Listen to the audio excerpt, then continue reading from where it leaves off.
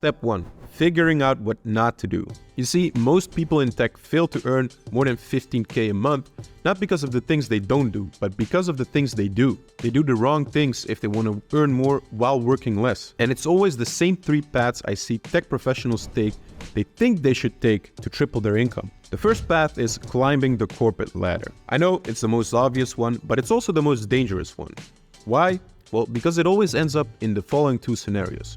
The first one is, you work your ass off and you get a 2, 3, 4, 5% annual increase of your salary. But with the average inflation of the last couple of years, that means you're losing money every year because your salary isn't increasing enough to compensate for the high inflation we're having right now. And then there's the second scenario where if you work your ass off even more, maybe if luck is on your side, you get a promotion to become a manager or maybe even a senior manager. But first of all, you need a bit of luck because there's a whole team fighting for the same position as you are. Next to that, you have to work your ass off and prove your worth of becoming a manager. So there's gonna be years of working hard and sacrificing your free time to even get there. And once you have the luck on your side and once you sacrifice enough free time, you do become a manager. And then what? You get a nice company car and you get a bit of a higher salary per month, but on top of all that, you'll get more responsibilities. You'll get more stress. You'll sacrifice a bit of your mental health to become a manager and a senior manager. Because trust me,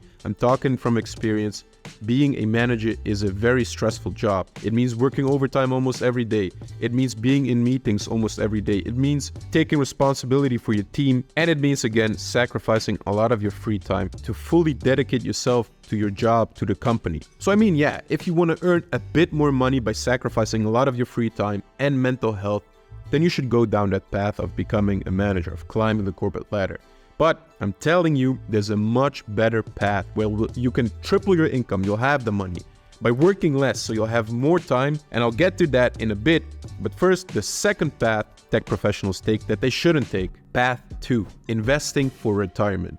Now, don't get me wrong, you should invest for retirement. You should set some money aside for your older days. But I'm not talking about retirement how most people talk about retirement. You see, most people see retirement as like an end goal in life where you finally get to enjoy the fruits of all your labor.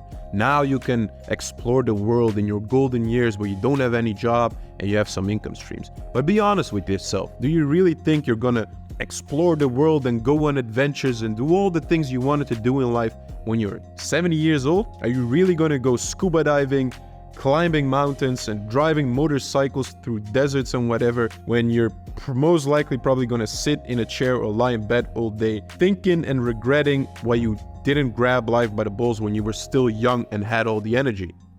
But okay, there's another option. If you play your cards right, if you invest your money wisely and you spend your life living very frugal, you could retire already in your 60s or maybe even your 50s. So you can still have the energy and health to enjoy your retirement at a relatively young age. And it sounds good on paper. In fact, there's a whole movement on Reddit called FIRE, Financial Independence Retire Early. And they all push the fact that you should live a very frugal lifestyle, spend as less money as you can, and invest most of your money so you can retire a bit earlier. But basically that means you almost have to live like a homeless person right now for the next 10, 20, 30 years so you can kind of enjoy your retirement when you're 50 or 60. Does that sound exciting to you? Does it sound nice that you can't travel the world right now? That you can't go out to nice dinners with your wife, parents, friends, that you can't take care of your parents? You're not allowed to live in a nice house. You're not allowed to drive a nice car. You're not allowed to pursue any expensive hobbies because that's money you could have invested in an index fund that might have saved you a couple of months. Does this sound like a good life to you? To me, it sounds like a fucking nightmare. I don't want to think about every single cup of coffee I should or should not spend. That's not how I want to live life. I want to have enough money so I can do all those things I enjoy. I'm not talking about buying expensive watches and flying private jets. None of that materialistic stuff, but just enjoying a nice life and spending it on things that matter to me, that honestly and genuinely make me happy, like traveling the world. And there's a great book on this exact topic called Die with Zero. The book goes in much more detail on how to actually get the most out of life right now. So let me end it off with a question. Would you really want to work your ass off for the next 30, 40 years, invest all your money, don't have any free time to spend with your friends, family, hobbies, not have any money to do cool things, travel the world, so that you can maybe eventually retire and then start living your life?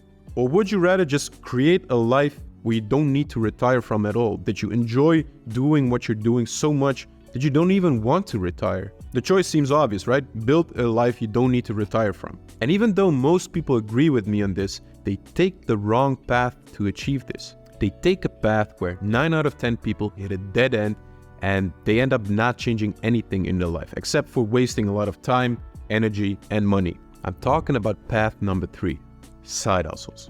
So what I mean by this is tech professionals that try a side hustle next to their full-time job in the hopes of getting good enough at it to replace their 9-to-5 income with their side hustle income. And I'll give you an example. So people try crypto trading or forex trading or stock trading in the hopes of getting so good at trading that they can earn enough profit to sustain their lifestyle purely from trading so that they can quit their job. But do you know how much luck is involved? Do you know how many years it takes to actually get good at trading? Do you know how stressful it can be when you see your net worth plunge with 20, 30, 40, 50%? And then there's these other side hustles like drop shipping, e-commerce, or starting an agency or whatever. Now, yes, it's definitely possible to earn money with drop shipping, for example. But do you know how much time and effort it takes to get good at dropshipping in such a saturated market where you're competing with the whole world? Everybody's dropshipping nowadays. Everybody has a web shop or doing something with e-commerce. That's time you have to put in next to your 9-to-5 job. But the most important thing is it's boring, hard work. Dropshipping isn't sexy work. So what? You're gonna replace your unfulfilling 9-to-5 job with another unfulfilling job? But hey, at least you can do it from your laptop from anywhere in the world. Yeah, you'll solve one small problem, but you're never going to earn 15K a month through drop shipping by working less and by not investing any of your money first. Because remember those 3 metrics: time, freedom, energy? By focusing on a side hustle, you're gonna have to sacrifice a lot of your time again, and you'll have to sacrifice your money first that you might or might not earn back through your side hustle. So it's not risk-free.